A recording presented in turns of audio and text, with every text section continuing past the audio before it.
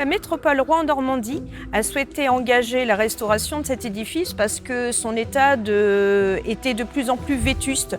Il était urgent d'y consacrer du temps, de le restaurer, et aussi il était très important que les Rouennais, les touristes, les étrangers puissent à nouveau visiter ce lieu emblématique et rare en Europe.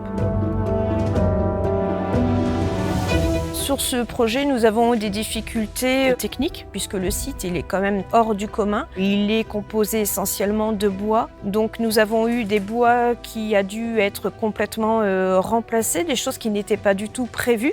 Nous avions dans l'aile sud vraiment un état sanitaire des charpentes qui était en très très mauvais état, et ça on l'a découvert quand on a déconstruit l'intérieur du site. Malgré tout, on avait une équipe, un architecte en chef monument historique, Richard Duplat, 15 corps de métier spécialisés en monuments historiques. Avec eux, donc, on a pu travailler.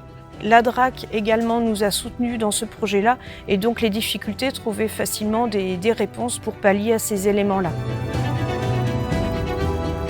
Nous avons restauré les pans de bois, restauré les ourdis, les menuiseries, les tomettes, les intérieurs. Nous avons découvert aussi les décors peints qui sont dans la chapelle, qui sont vraiment magnifiques. Il nous avait été demandé de conserver un maximum de menuiseries, chose que nous avons réalisée. Nous avons restauré les menuiseries, donc fenêtres, portes des ailes nord, ouest et la façade sud de l'aile sud. Donc nous avons pu restaurer notamment un type de fenêtre qui est un peu particulier, c'est les châssis à guillotine, qui sont un principe de baie coulissante de bas vers le haut.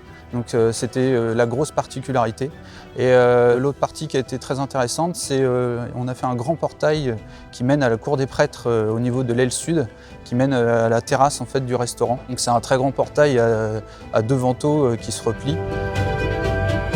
On faisait partie d'un lot bois donc, qui comprenait à la fois les charpentiers, des menuisiers, des sculpteurs, et il y avait aussi toute la partie ferronnerie qui est très liée au bois. L'architecte arrivait vraiment à bien coordonner tout le monde. C'est vraiment une aventure humaine où on a pu rencontrer des personnes et des entreprises avec qui on a travaillé en commun et vraiment conjointement, et c'est ça qui était vraiment le plus important.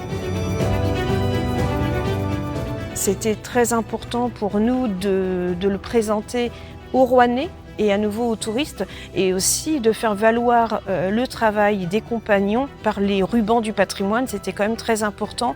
Cette récompense, ça montre vraiment le savoir-faire qui a été utilisé pour restaurer ce monument, et en plus qu'il y a un savoir-faire local, parce qu'il y avait beaucoup d'entreprises qui étaient de Normandie. Ça montre vraiment la technicité et le savoir-faire normand en regardant tout ce bâtiment et tout ce monument. Ça montre vraiment ce savoir-faire.